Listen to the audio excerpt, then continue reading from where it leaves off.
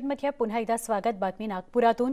नागपूरच्या MIDC police ठाण्याच्या हद्दीत 17 वर्षाच्या मुलीवर सामूहिक अत्याचार झाला।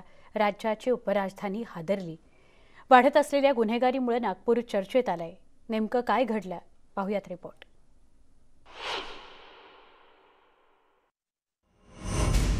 17 वर्षीय मुलीवर सामूहिक अत्याचार, 3 नराधमांचं कृत्य। नराधमांमध्ये मुलीच्या मित्राचाही समावेश।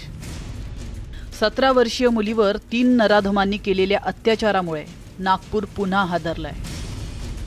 माधव नागरी भागात ही धक्कादायक घटना घडली आहे। सर्वात धक्कादायक बाब म्हणजे तिच्या मित्राला या नराधमांनी मारहाण केली आणि पीडितेला शिवारात नेऊन तिच्यावर अत्याचार केले।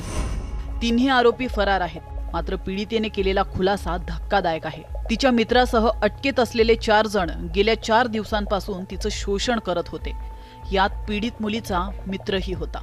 ते जे आहेत आरोपी त्याच आजूबाजूच्याच परिसरात राहणारे आहेत आणि गुन्हेगारी पार्श्वभूमी सध्या आणखी पुढे काही आलेली नाही, पण तरी सर्व क्राईम रेकॉर्ड्सचा आम्ही शोध घेत आहोत। आता हे सर्व तपासांतीच पुढे येईल। त्यांचं सर्वांचं मेडिकल एक्झामिनेशन केल्यानंतर जे काही आहे अंमली पदार्थ असतील किंवा जे काही ते सर्व तपासाचा भाग आहे। वाढत असलेल्या गुन्हेगारीमुळे आणि अत्याचारांमुळे येथील महिलांमध्ये असुरक्षितता आणि भीती पसरली आहे।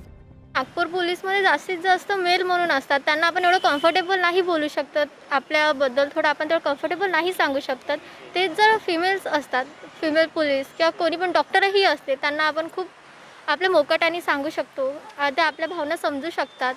तर पोलिसांना पण ॲटलिस्ट जास्तीत जास्त फिमेल्सची भरती झालेली असती हवी, ते आपण असलं तर आपल्याला थोडं सेफ फील होते। प्रशासन हमारा सब अच्छे से साथ दे रहा है ना। जैसे मोदी सरकार ने अभी निकाला है कि मतलब एक कुछ कायदा निकाला है ना कि जब रेप होगा तो उसके मतलब गुनहगार को फांसी दी जाएगी या कुछ और। हाँ, तो मतलब ऐसा जो सुनते हैं ना हम, हाँ, कड़क कड़क जो शासन है वो सुनने के बाद थोड़ा और ज़्यादा कॉन्फिडेंस आता है कि नहीं, हाँ चलो ये हमारे लिए इतनी अच्छी सुरक्षा बना के रख रहे हैं, तो हमें क्यों डरना चाहिए। नॅशनल क्राईम ब्युरोच्या आकडेवारीनुसार अल्पवयीन मुलींवरील अत्याचारात नागपूर शहर हे देशात आघाडीवर आहे। त्यामुळे पोलिसांना वेळीच कडक उपाययोजना करणं आवश्यक आहे। आता या संदर्भात एकूण 7 आरोपी करण्यात आलेले आहेत। त्यापैकी 4 आरोपींना अटक करण्यात आलेली आहे। 3 आरोपी अजूनही मोकाट आहेत। जे मुख्य 3 आरोपी आहेत ज्यांनी या मुलीवर सामूहिक अत्याचार केला आणि त्यानंतर ते पसार झाले। त्यामुळे पोलीस त्या 3 आरोपीचा शोध घेत आहे। त्या 3 आरोपीचा शोध लागल्यानंतर या संपूर्ण प्रकरणाचा उलगडा होणार आहे। तुषार कोळे, न्यूज 18 लोकमत, नागपूर।